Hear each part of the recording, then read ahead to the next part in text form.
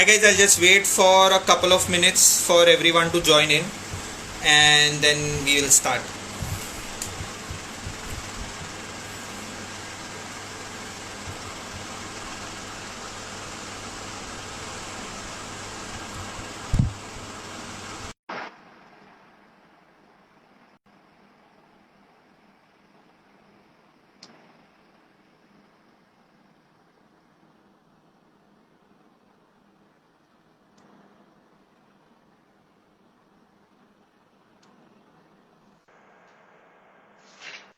Hi, Hemal. Hi Akash. Are you able to hear me? Quite clearly. You can hear me? Fantastic. I can, yes. And I hope everyone who's joining can hear me. We'll just wait for 5 minutes so that everyone can join in and then maybe we will start. Just wait for 5 minutes. So, who all have joined? Oh, there are 12 people already. That's great. Yeah, people are joining in slowly, steadily. Yeah. Fun these days, the way we connect. Yeah. Fun times.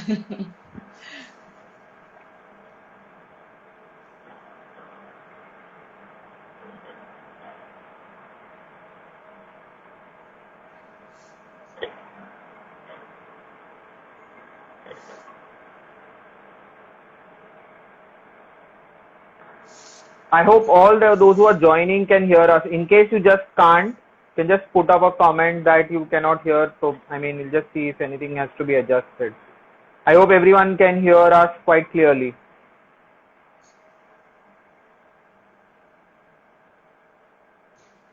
Yeah, no news is good news. Yeah. Everybody is able to hear us.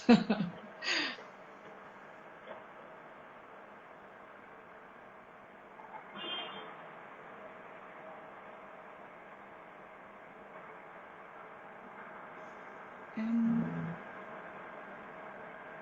Yeah, the list so we are is, good. yeah, we Yeah. were getting fantastic. I've got my book and pen ready in case anybody has specific questions.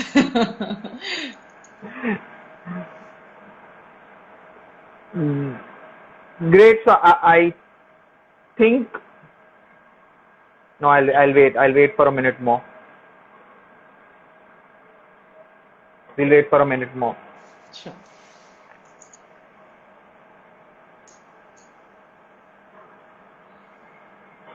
Is the weather getting any better now in Mumbai? Mumbai's weather is quite good. It's hot.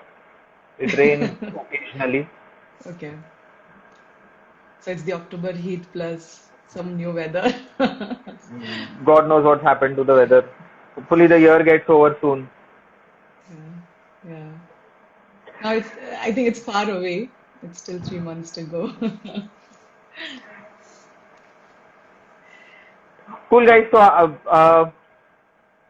I think we have people here, so I'll start without wasting much time. So, welcome guys, welcome to the session that we plan at Finstat every time, just to give you an idea as to how you should be planning your actuarial studies forward. So it will be me and Hemal who will be basically giving you few pointers that one should remember before taking any call with regards to the next paper that one is planning to give. I just set some ground rules, guys, so that we can have a good session. The first is that if you have any questions, feel free to put it on the comment section. Please do not put it on the question section, because if you put it on the question section, I and Hemal both can't access it. It will be only me who will be able to access it, just to ensure that questions are answered in a proper fashion. Second thing is, we have kept certain specific sections where you can ask questions. Please ask it then. And what we have been told that Instagram, guys, allows only 1 hour. I think you guys know more than what we do. So yeah, it allows 1 hour of total time. So when we hit 55 or 50, in case we have more questions, we will take down those questions and reach out to you personally. And if required, we'll re-live again. But that is where there will be a cutoff. So yeah, broadly, I will be making it so there will be a hard stop at around 50 to 55 minutes, so that I mean, it's not an abrupt closure to the session.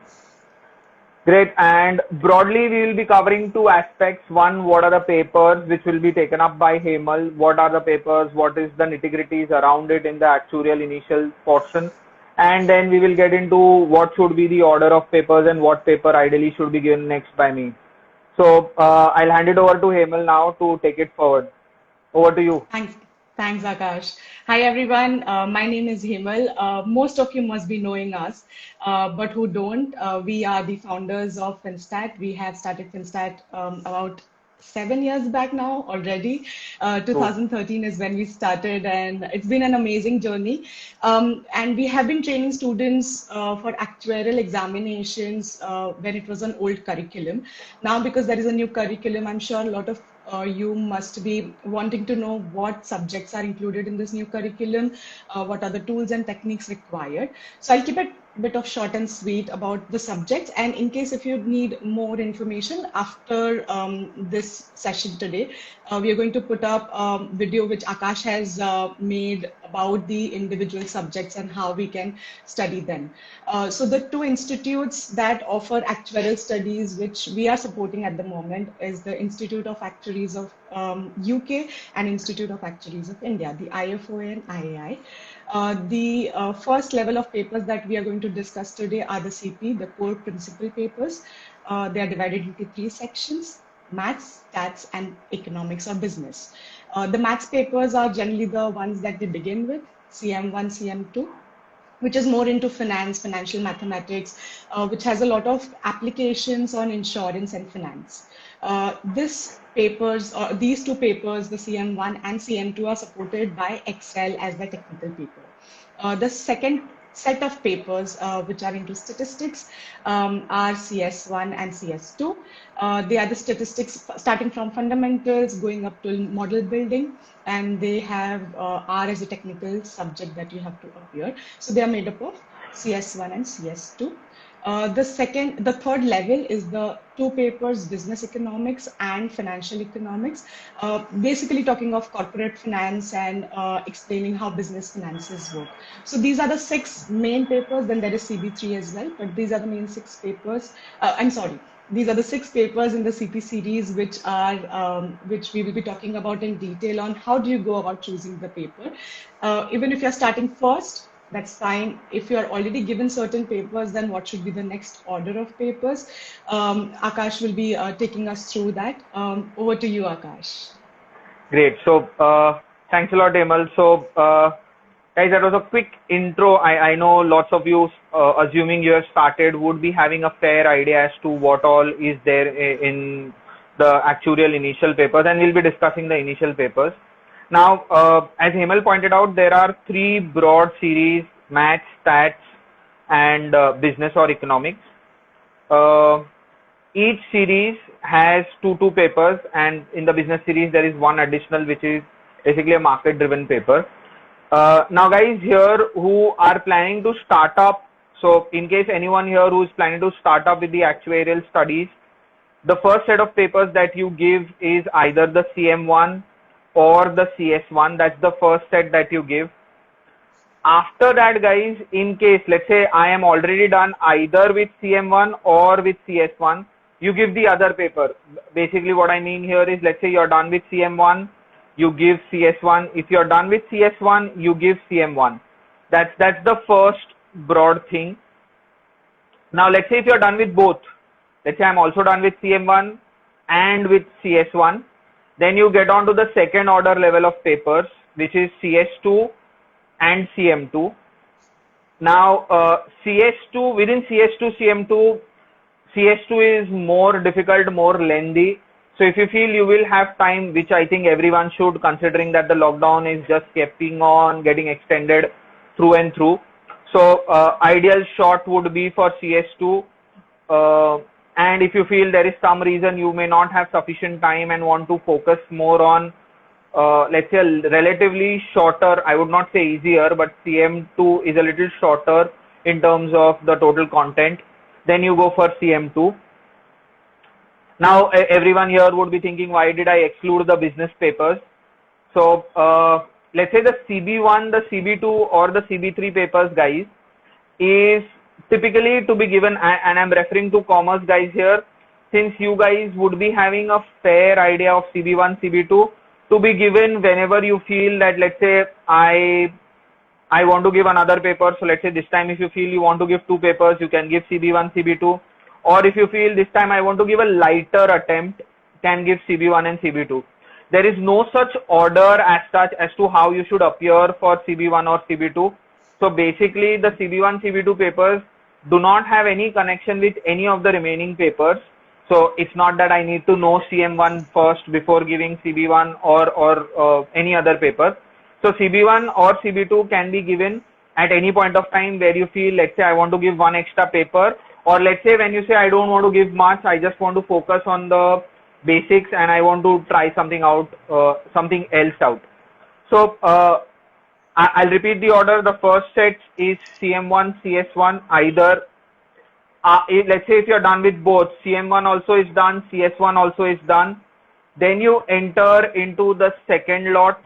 The second lot is basically either CM2 or CS2. If you have time, go for CS2. If you have any problems in your time commitment, go for CM2. CB1 and CB2 to be given either as a conjugation with any of the papers that you are giving, or if you want, let's say this time my attempt is into some problems because of college exams, some home related commitment, let's say there is some health issue at home or something, anything of that sort, then you should go for CB1 or CB2. I hope I have given a fair idea as to how the choice of papers has to be done. Now just one thing, the last attempt that I observed is lots of people found it difficult to digest basically CB1 and another paper, or CB2 and another paper. I would ideally say that this is a longer attempt. So generally the September attempt has a lesser number of months. The April attempt has a larger number of months. So let's say if I start from now, I'm not counting October. I would say take that time out to yourself, enjoy whatever you can in the lockdown, to be very honest. Yeah, so November, December, Jan, Feb, March. So you have broadly 5 months of complete training, and in April mid, after April mid is your exam. So this is a longer attempt, guys. So I would ideally suggest to take up a challenge in this attempt. Having said that, if you have any other commitments, don't take up. It's fine to give one paper at a time. There is no race. You can take it at your own speed. Great. Hemal, anything you want to add more? No, I think what adds to the pressure also, Akash, is the online examination. We aren't sure if the April attempt is going to be online, but we believe that given the current situation, the threat of second and third lockdown happening around the world, it will be an online examination. And if it is, then the students need to do a lot of practice on Word, on computer. And if you guys are quite comfortable with Word, then having two papers is easy, because business economics of corporate finance is more to do with writing. It's more to do with typing, and that should be comfortable. But if you know that you're not up to the speed, up to the mark, and you still want to give two papers, then it's a good idea to start right away, start practicing on Word, start typing in. I think that's the whole idea, because there are two aspects, two papers to study, as well as having that time to practice on Word or on Excel or R programming if the tools are there. True. Yeah, perfect. I think I missed out on the Word element of it. Yeah, the Word has been quite a big requirement, and let's say even the next attempt, let's see. I think mostly will be on the live parameters only, in which case, yeah, your Word typing and everything has to be improved. So yeah, take that into consideration as well before deciding on what next paper you should give. You should be familiar with Word and should be able to manage Word quite easily. Guys, I think we have given a quick, short and a brief intro of the entire thing that we are planning. Anyone here has any questions, please feel free to put it on the comments. I saw a question coming on the normal question set. I would prefer guys put it on the comments because it will be visible to all. So I'll just take up the question that is there. Surya, what can I start with? So Surya, ideally it will be either CS1 or CM1. The decision for CS1 or CM1 should be based on two aspects. One is basically how good are you with math stats. When I say how good, have you covered the statistics elements prior in your any of the prior papers that you have taken or any of the prior knowledge that you have. Second, you should be familiar with some bit of coding because you will be entering into R where there is some bit of familiarity of coding which helps. If you feel these two things strike a yes, you can go for CS1. If these two things strike a no or let's say a partial yes or somewhere in between, go for CM1. CM1 is let's say there is 11th 12th math which is required. Second is Excel, and we feel that everyone nowadays is very comfortable with the entire user interface of Excel. आता नहीं है, सबको लगता है कि मेरे को Excel आता है, but unfortunately when you hit on it you feel that you don't know it. But at least वो the screen of Excel, the commands, the base is where everyone is quite comfortable is what we have observed. So I hope I've answered. So it would be CM1 if these two things are not there. Otherwise, you can go for CM1, Surya. Yeah. Any other questions, guys? Anyone here has? Can you please share something about FRM? Dear, anything that you know want to know about actuaries? Why we want to go for FRM right now?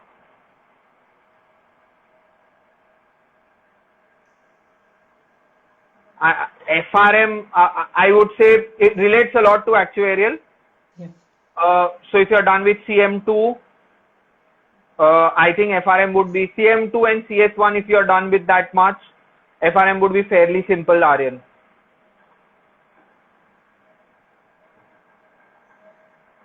How to prepare? So Surya, what you can do is for CM1, you can basically get the material, purchase the material that is there. Once you purchase the material, start studying from the material and join our classes, I would say. But yeah, so Surya, purchase the material, start studying from it, try to go through it. I don't think you will require, in case you have a good math stats background, you will not require any other help. And Akash, I feel consistency is the key in actuarial science. Studying for any of the subjects, it's being consistent throughout, and that's why sometimes students need support. You know, sometimes they fail to have that consistent study approach during the week or during the month, and that's why they need help. And that's the reason we are there. We know you guys are quite brilliant and you understand concepts very well. It's just that the regularity of studying, discussions, practice questions, that's all we bring here, and that's why we are here to help you, Surya, if you need us. True. So Shaurya, first step is purchase the material, and after that decide how do you want to take it ahead. Once you get an idea of the material, you will have a good think as to how to go about it. So Hemal, there is Saurabh Jain who said that he had attempted CM1 in September, not sure of clearing. What to choose next? It depends on how much confidence you have on clearing that paper. So for example, if you know that you're on the borderline, you have done say about 80 marks or 75 marks, which is still an excellent attempt in actuarial science. So if you've done about 70, 75 or 80 marks of attempt, I would recommend then you're on the borderline, you have time in hand, you can prepare for another subject. But if you know, Saurabh, you don't have that much confidence, you feel that you have done some mistakes and you might not pass, then take a step back, see how much confidence you want to, confidently you want to prepare for CM1 once again. And if you have spare time, then go for one of the business papers, either CB1 or CB2, depending on your background. But I would strongly recommend you to go through the paper once again, figure out what is the probability of you passing or what is it that you feel comfortable in terms of score. Do you think, Akash, this is a good start point? True. Very much. How good you had prepared, or let's say how confident are you on CM1 will decide your next case. Let's say Yeah, the makes sense. failing is because of some silly errors or something, or it's purely because you don't have conceptual clarity, would be the definition point. And you can select any one of the CB1 or CB2 papers. Ashna, I assume you are from commerce background. If you are from commerce background, CB1 will be easier. If you are from a science background, CB2 would be easier. I hope I've answered, Ashna. Saurabh, I hope we have answered your question as well. Yes, Surya, we have CMB videos as well.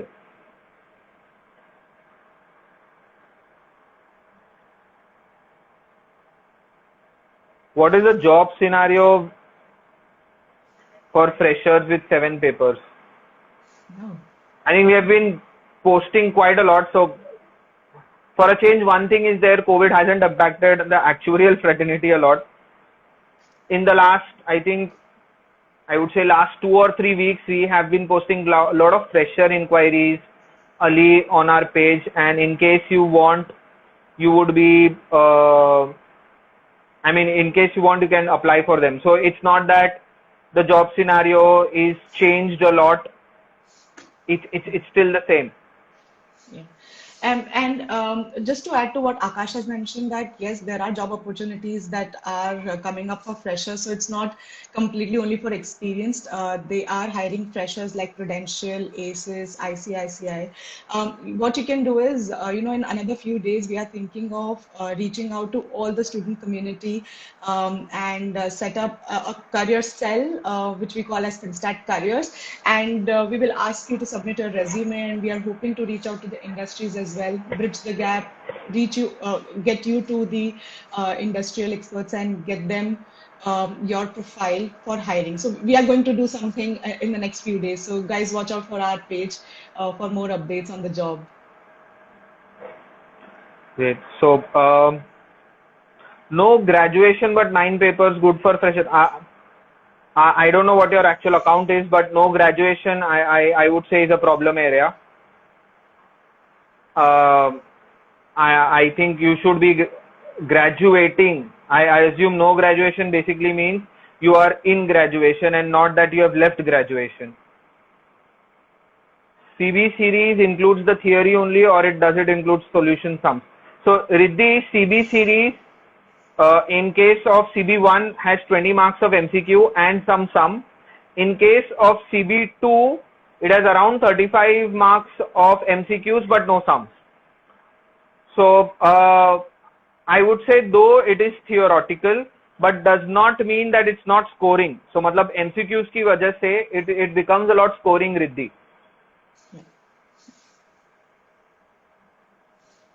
Which paper material would you suggest for CS1? Tanisha, I didn't get what do you mean by paper material. Himal, did you get the question? No, actually, Akash, I can't see any questions. Nothing is getting populated on my screen. Oh, okay. So these are all comments Sorry. that are flowing in. So Tanisha, No, yeah. Which paper material would you suggest for CS1? Yeah, I didn't get the question. Which would be better choice in CB paper for a commerce student? Saurabh, I would say CB1 in case you are done with at least FY BCom or FY the first year of it. In case not, then CB2. Yeah.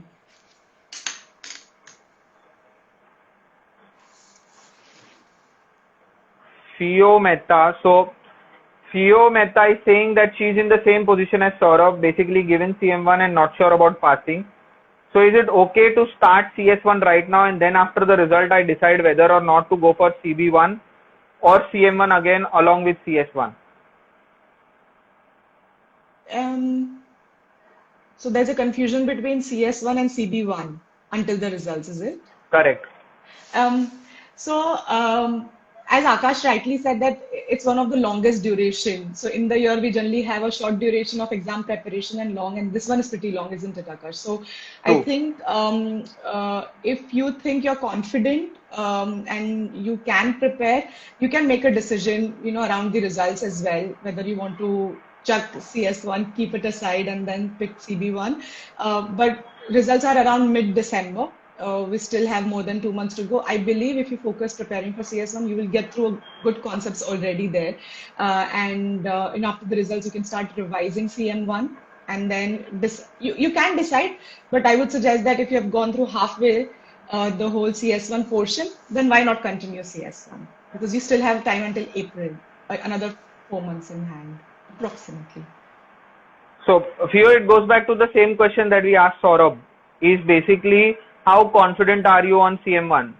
Yeah. I mean, if you feel the confidence on CM1 is low, then please don't attempt anything. But if you feel the confidence on CM1 is high, then as Hemal suggested, even that's fine. Yeah, you start up with CS1 and you will be done with fair bit of CS1 by the time the results are out, because the results would be out mid-December. So by that time you will be done with a fair bit. Is it manageable? Vaibhav, yeah, it is pretty manageable to give CS2 and CB2 together.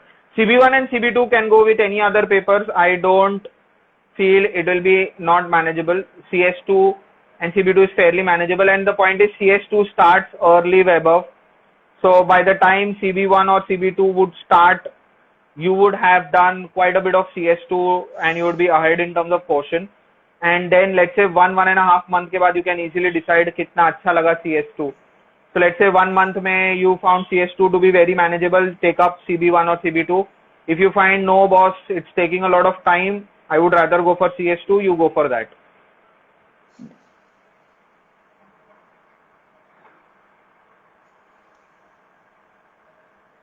Okay, now I'm appearing, so Riddhi is saying she's appearing for CM1 April.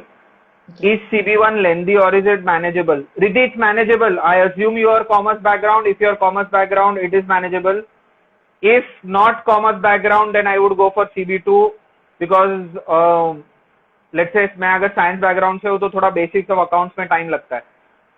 So that would be the basic reason why I would say for going for CB2. In terms of lengthy, it's not that lengthy.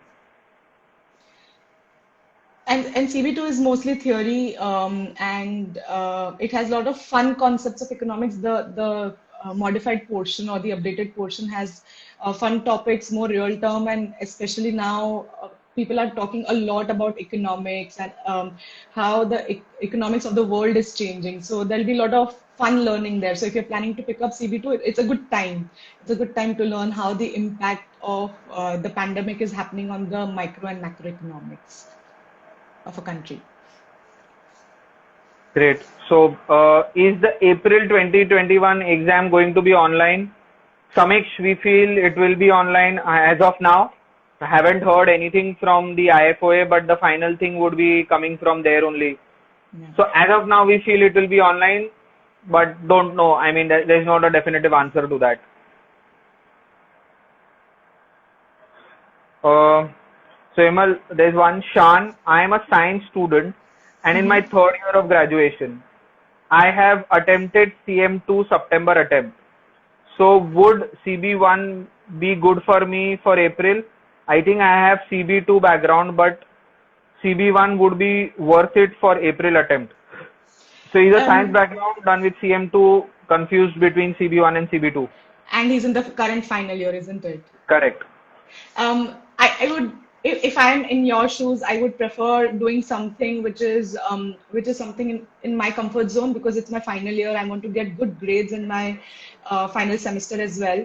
And it'll just make sense for me to not experiment, but this is me. This is completely me playing safe during my final year, and because I would also want to do think of doing a post graduation where my marks would be utilized. So it's up to you. So if you think the final year grades are going to be important to you, then you can play safe, focus on CB2 along with CM2 in case the CM2 doesn't go through.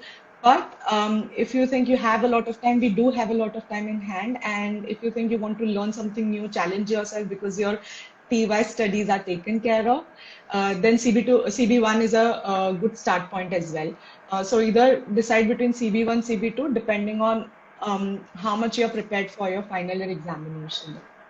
Is that right way of taking it, Akash, do you think? So science, so if you ask me, commerce final year, first year, second year, third year, all are the same. But if one thing is sure, guys, 10th, 12th, and your graduation marks are there on your CVs for lifetime. Yeah. Ensure that you don't spoil them at any point of time. That would be the bottom line. So, science, I would not know. I would not be commenting very heavily on it. But 10, 12, and comma, whatever graduation are most important. Ensure that you take it properly. Take a chance only when you feel that that will not be hampered at any point of time. Yeah. So, Bhavya, I am not confident about CM1. So, can I give CS1 as of now for the April attempt along with CB1, and then in September give CM1? I wouldn't want to take a break, probably because I've already put that additional hours, 200 or 500 hours in the last attempt to give the examination. And now if you skip that paper, start something new, there are chances that you might not remember concepts. You must have forgotten a few bits here and there if you pick up for the next September attempt. So if you have picked it up, I would say get done with it, unless you did not like the subject too much or you felt it was pretty heavy for you to understand, because then you have two new papers to study, and then this paper, unfortunately, if it doesn't get through, can hamper your the September attempt and the April attempt, because it'll be lingering in your mind. So I would suggest focus on prepare. If you get the result and if it's positive, yes, pick up the second paper, but just be careful there. If you get the results and you have already gone through quite a bit of the portion for the second and the third paper, the CS2 and the CB1, if you realize that you have gone through quite a bit there, then you might be in a dilemma. So I think just be smart in making a decision. And I think we could also do this, that you can go through the question paper once again, see how you're fared. If you're confident about it, then move ahead with the next two papers. Perfect. I would concur that it's perfect. So, Vaibhav, oh, that's an interesting one. I gave CS1 in September. Why do you say CM1 is preferable rather than CS2? Interesting. Vaibhav, do you have a stats background? If yes, go ahead with CS2. But if you don't have a stats background, so the only reason we say it because CS2 becomes very, very heavy in terms of you to comply with it. CM1 is a little relatively less heavy. So that is the only reason of suggesting CM1, CS1 before CS2. You can give CS2 after CS1 as well, but if you are from stats background, that will be a great help. If you are not, then you have a good effort lined up. It's not that you cannot, there is no such golden rule.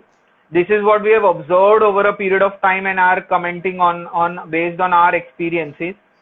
But ऐसा कोई golden rule नहीं है. You can go ahead, and in terms of concepts, I don't think CS2 derives anything outside of CS1, but it takes it to a very good level in terms of the statistical knowledge. I think Hemal would be better to comment on it. Yeah, Akash is perfectly right. The complexities can go a little one level up, and because you've already done CS1, if you're not from statistical background, then you might as well take a break. CM1 is fun. It's a lot of solving, bit of Excel, take a breather, and then move to CS2 or CM2 papers, because CS1 and CM1 are also quite important in terms of job search. So when you look out for job search, they generally prefer students who have done CS1 and CM1 together, and then they look for specializations if you've gone through CS2 or CM2 and further papers ahead. Cool. So one more interesting one. Neetu is asking, how would your study pattern change because of the exams being online? So yeah, there would be a drastic change. You will have to practice a lot on Excel, on Word, because of the exams being taken on Word. Yeah, and the speed of typing makes a lot of difference, especially if there are equations. The CM1, CS1, CS2, and CM2 have a list of equations. So you have to type in the equations as well.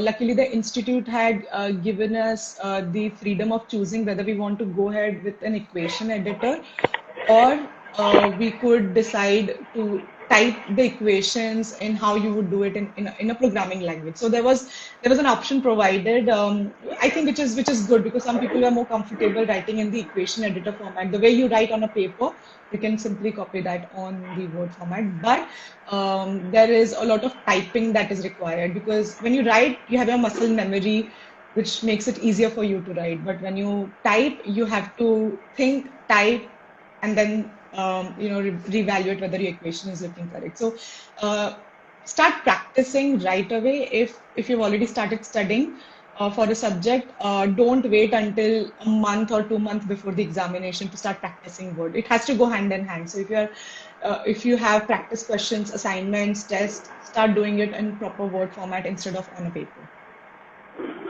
Yeah, so Neetu, there is a fair bit of work that is required for you to get acquainted with Word typing, which needs to be done, which is the new piece which is required in the online format.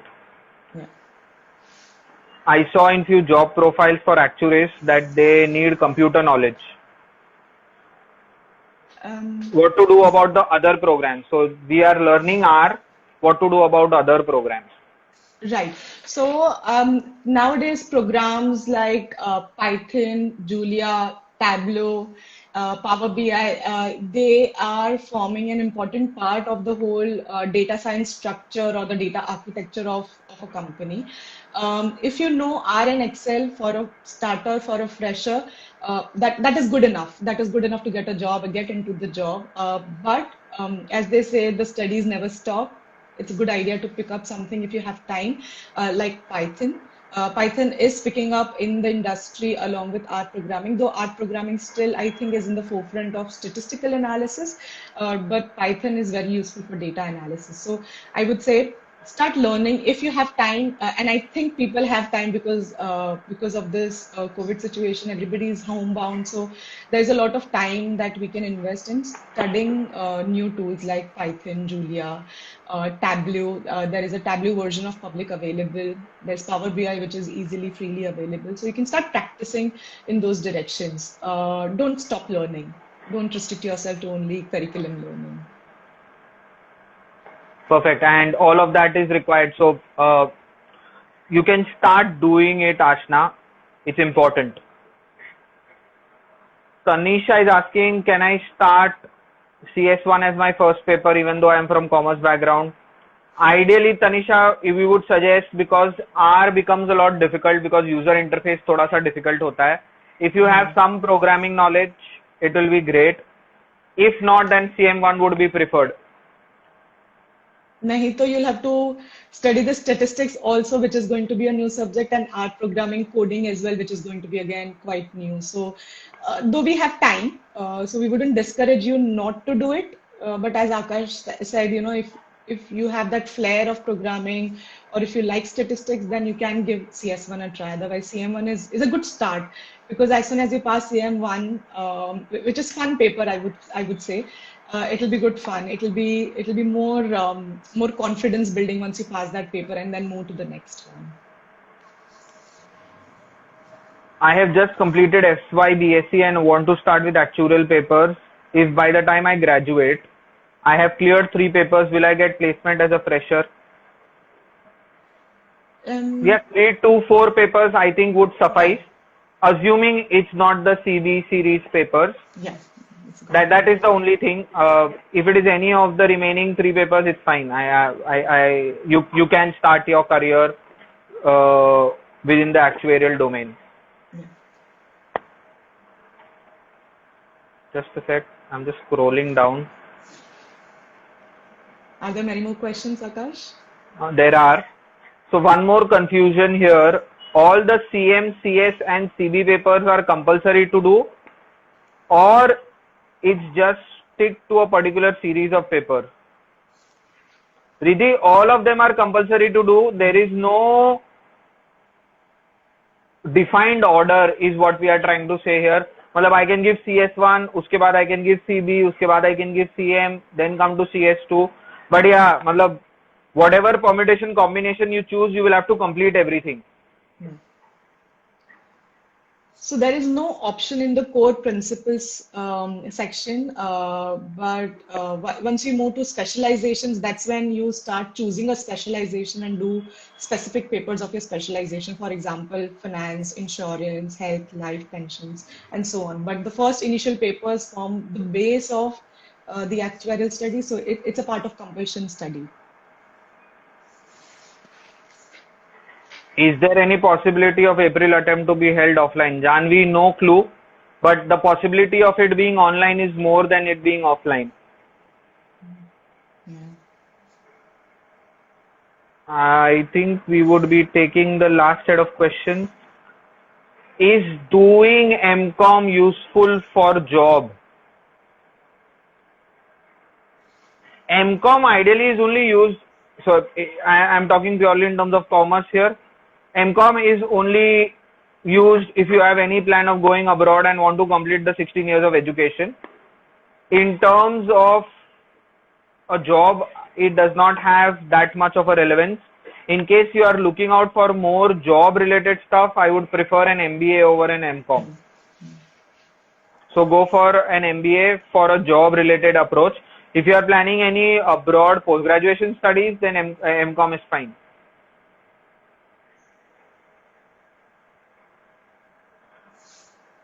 Is CB1 doable by a science student?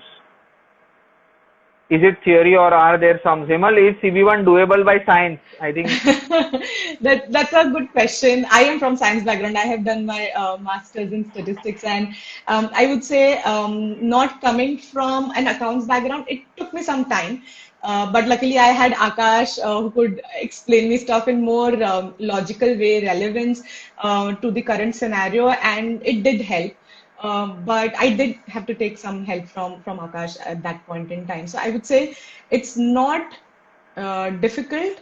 It requires additional time to study, absorb, and reflect on the concepts because it relates to a completely new field that we haven't studied before. We haven't given a thought before. perfect. Yeah, I think coming from Himal's directly voice, I think would be the best thing. It's doable, Shan. It's not difficult. It has a good blend of sums which come from the accounting piece, and also has a lot of theory which is in the financial piece. So Khushi's asked, what can be the starting salary package after 3 papers? So broadly, the salary package, Khushi, difficult to give a Varies. number, but I would say around, Himal, around 3 to 4 lakhs plus or minus 20% per annum. Yeah. I think a lot of it varies, Khushi. So if if you're working for a consulting firm, because there's amazing learning there, sometimes the package can be compromised, I would say. Sometimes you this is a benchmark that we have observed in the current market, but don't take it as a number that we are telling you. If you Google for jobs, you will see variety of packages that are coming in. But as Akash rightly said, between 3 to 4 lakhs per annum is a good starting point. Guys, do not think that if you have cleared good number of papers, you'll get a good jump right away. Actuarial science is on the job learning. There is a lot to learn during your studies as well as job, and the growth is exponential after a number of years of experience. So don't expect a jump right in the start. Red alert here. That if you start thinking that there's going to be a huge amount of money, that's not the case because there's a lot of learning as well in the job.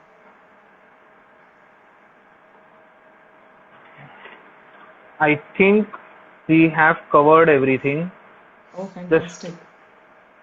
uh,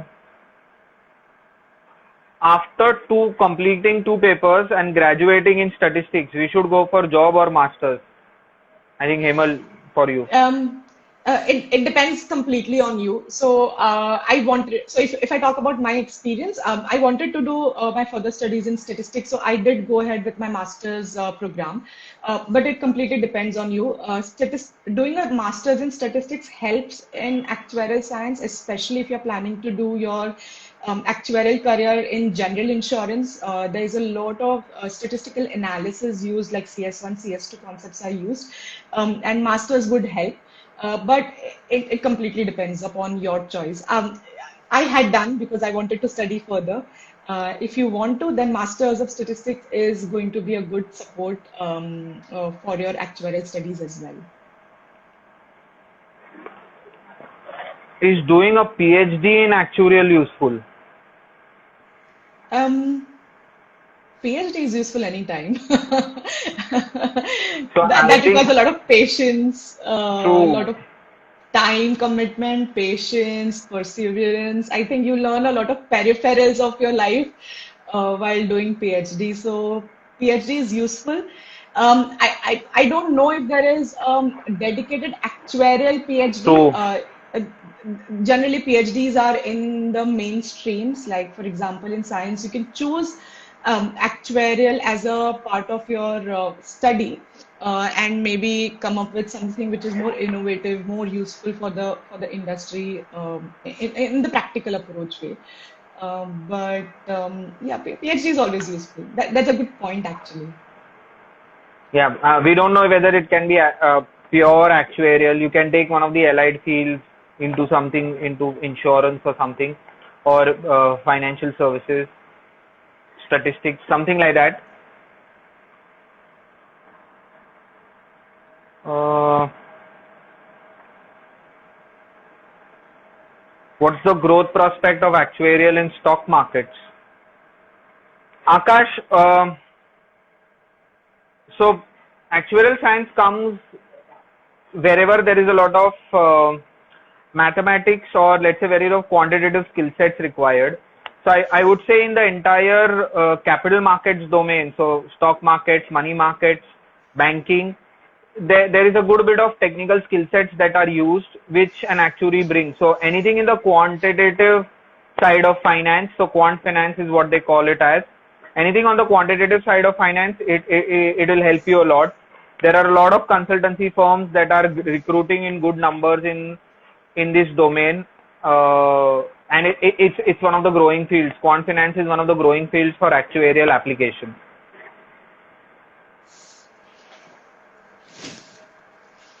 I think Khushbu's asked a question that could you suggest internships if only one or two papers cleared? Internship after graduation or during graduation? Is it Khushbu, could you tell during graduation or it's after graduation? Are you already a graduate or pursuing? Till she answers, doing a master's in actuarial science makes sense? Yeah, it does, Doreen, but I would ideally say you should have some experience before you go for that. There is a fair bit of advantage that you get exemptions, you get a good knowledge, you get exposure, but I would say you should have some bit of experience before you go ahead for that. Let's say at least 1.5 years. Yeah. Has Khushbu come back? Khushbu is doing graduation. Yeah. So if you're pursuing graduation, you can pick up summer internships. A lot of companies nowadays are hiring summer interns for the reporting, busy reporting period or peak reporting period. And even if you have one or two papers, the initial papers, as we were discussing, CS1, CM1, you have good bit of understanding of Excel and R programming, then it's a good idea to take up internship. If you are a graduate, taking up a job or internship, whatever comes first, grab it. So I think I'll take the last question now because we would be running out of time. Yeah, almost. If we give the exams from UK board, and does it affect our job opportunities? If we give it from India, so India or UK does not affect your job opportunities as of now, Aryan. There is no difference as such that we have observed as of now. So in the job market, both are equal, whether it's India, whether it's UK.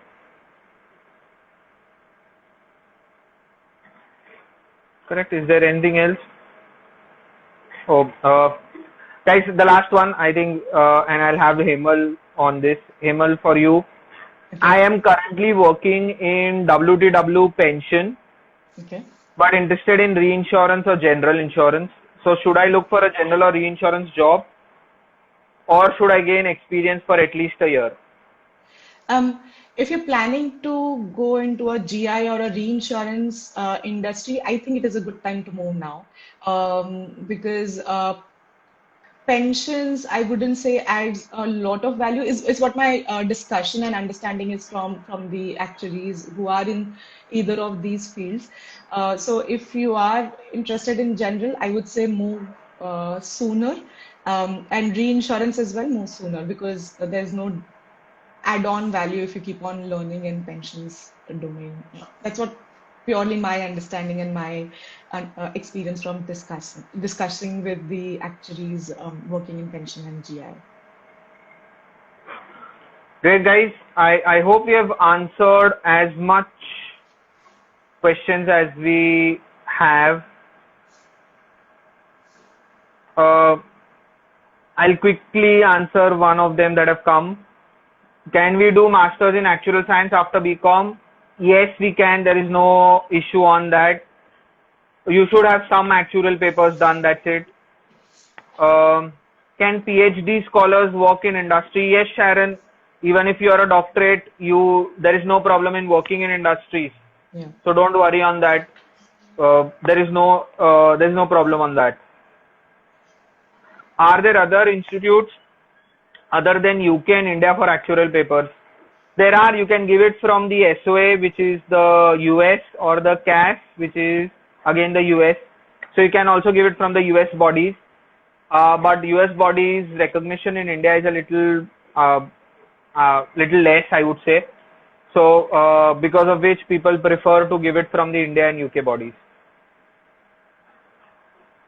Great, guys. It was great fun to address all your queries.